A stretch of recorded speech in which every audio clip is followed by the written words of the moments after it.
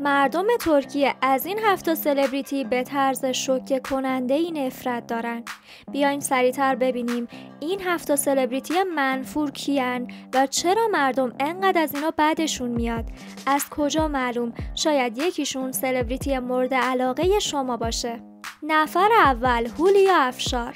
هولیا خواننده، بازیگر و مجری بسیار مطرح ترکیه است.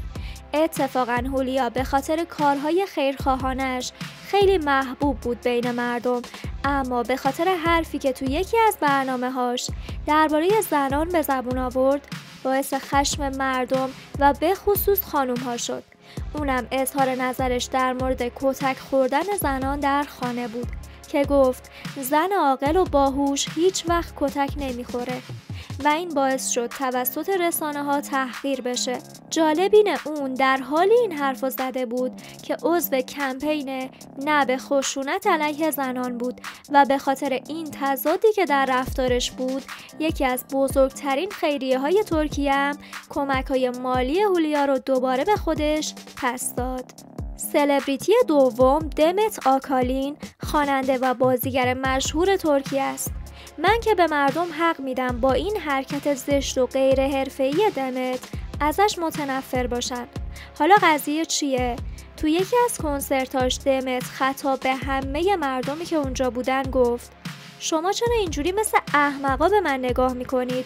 پشت کویی هستید؟ نکنه از روستای دیارباکر اومدید؟ حالا چرا دیارباکر؟ دیارباکر از شهرهای خیلی قدیمی ترکیه است که هنوز حالت روستایی خودش رو حفظ کرده و آداب و رسوم مردمش خیلی متفاوت از مردم شهرهای بزرگ ترکیه است. و این حرف دمت نه تنها توهین به مردم این روستا بود، بلکه با دهاتی خطاب کردن کسایی که به کنسرتش اومده بودن خودشو از چشم اونا انداخت. از اونجایی که دهاتی بودن عیب و ایرادی نداره، برای دمت یه پرونده سنگین قضایی تشکیل شد و با اینکه اون بارها از همه عذرخواهی کرد، اما مردم دیارباکر و خیلی از هنرمندان اونجا اونو نبخشیدن و ادعا دارن دمت با این حرف اهانت‌آمیزش طرز تفکر غیر حرفه‌ای خودش رو لو داد. این اهانت به اینجا ختم نشد و خیلی زود دمت دوباره خودش رو نشون داد.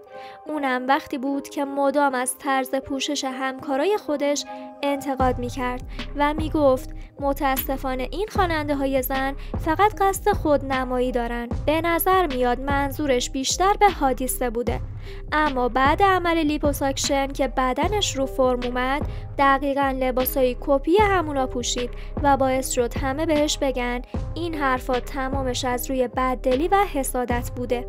کلاً دمت علاقه زیادی به اظهار نظر در مورد همه چیز و همه کس داره. مثلا بارها در مورد چشمچران امارت انتقاد کرده بود یا گفته بود مرد رمضان دمیر بازیگر موفقیه ولی مرد یازیجی اغلو اصلا موفق نیست، یا در مورد هاندرچل گفته بود خیلی پیر و شکسته شده، یا وقتی که به یه مراسم رفته بود شامپاینی که براش آورده بودن رو دوست نداشت و سر صاحب مجلس داد زد که آب سیب به من میدی و اون شامپاین رو سر اون صاحب مجلس خالی کرد. و کلا به خاطر این اظهار نظراست که مردم زیاد ازش خوششون نمیاد. قبل اینکه بریم سراغ بعدی، اگه به اخبار سلبریتی های ترک علاقه داری یادت نره چنل رو سابسکرایب کنی. سلبریتی بعدی یکی از معروف ترین خواننده های ترکیه است که آهنگای عاشقانش کل ترکیه رو پر کرده، یعنی رفعت الرومان. ولی متاسفانه ایشون اون عشقی که تو آهنگا ازش دم میزنه رو تو زندگی واقعی نداره، چون تا حالا چندین بار شده که به خانومش خیانت کرده و با کمال تعجب این جمله گستاخانه رو به کار برده که من مردم و میتونم خیانت کنم اما زنم چنین حقی نداره و همین باعث شده تو چشم مردم ترکیه به شدت منفور بشه. ماجرا تا جایی بیخ پیدا کرد که بچه‌هاش هم به زور از همسرش که درخواست طلاق داده بود گرفت و به خارج از کشور فرار کرد. عکسای ناراحت کننده بچه‌ها که به زور از مادرشون جدا می شدن تا مدت‌ها به عنوان خبر دست اول ترکیه رو پر کرده بود و مردم انقدر عصبانی بودن که گفتن دوست داریم رفعت رو توی یه قاشق آب خفه کنیم. سلبریتی بعدی که مردم ترکیه معتقدن به خاطر منفور بودن و وحشتناک بودن شکستن معروف شده، مهمت علی اربیله. اون مجری و کمدین معروفه که به خاطر جنجال‌هایی که تو برنامه‌هاش به پا میکنه مورد انتقاد قرار میگیره. از مزاحمتایی که تو پخش زنده برای خانوما ایجاد میکنه گرفته تا حرکات زننده که تو تلویزیون جلو چشم همه انجام میده که حتی به درآوردن لباس مردم تو برنامه‌ها هم کشیده شده. اما یکی از بدترین اینا حرکات زشتی بود که با سوسیس تو یکی از برنامه‌هاش انجام داد و درجه زننده بودن و تنفر مردم از خودش رو به اوج رسوند و خیلی‌ها معتقدن اون حتی مایه آبروریزی بزرگی برای ترکیه و ترک‌ها در سطح بین‌المللی شده. سلبریتی بعدی یکی از خوش صداترین خواننده‌های ترکیه است که صدای به شدت قوی داره و آهنگاش بسیار ماندگار و معروفه، یعنی بولند ترسوی.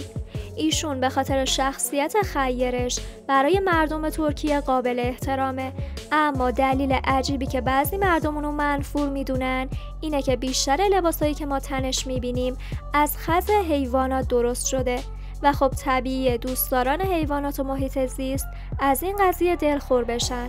ابرو گندش. ابرو نه تنها خیلی معروف بلکه محبوب دلهای مردم بود، اما زمانی که با رضا زراب ازدواج کرد درصد زیادی از نظرها نسبت بهش عوض شد. از اونجا که رضا زراب به گونل خیانت کرده بود و با ابرو وارد رابطه شده بود، حواشی زیادی برای ابرو به وجود اومد. علاوه بر اینا مردم به علت زد و بندای مالی و پولشویی رضا همسر ابرو از ابرو هم عصبانی‌اند. تازگی ابرو تو برنامه‌های مختلف از زندگیشو همسرش میگه و گریه میکنه و مردم میگن تو از کار رضا خبر داشتی و باهاش وارد رابطه شدی. اگه اون موقع که تو رفاه و ثروت غرق بودی شکایت نکردی، الان هم که کارتون به جدایی کشیده حق مظلوم نمایی نداری. هنرمند آخر گوکان اوزن هست.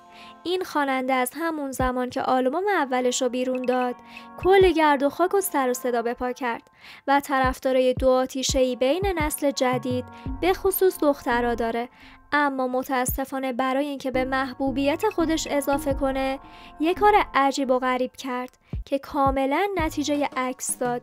قضیه از این قرار بود که اون یه داستان کاملا ساختگی پخش کرد که وقتی در حال جت اسکی تو دریا بوده گم شده تا مردم نگرانش بشن و همونطور هم شد. اما چند روز بعد اینکه همه نگران وضع سلامت اون بودن، در کمال ناباوری یک عکس از خودش در حالی که قبراق و سلامت بود و دمپایی‌های ابریش هم پاش بود گذاشت و گفت خدا رو شکر نجات پیدا کردم، نگران نباشید من برگشتم.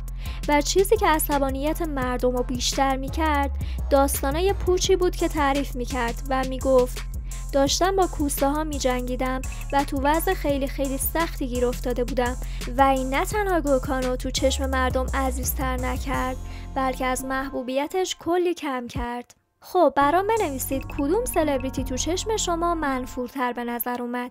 اگه از این ویدیو خوشتون اومد لایکش کنید تا یه ویدیوی دیگه ایام بکام.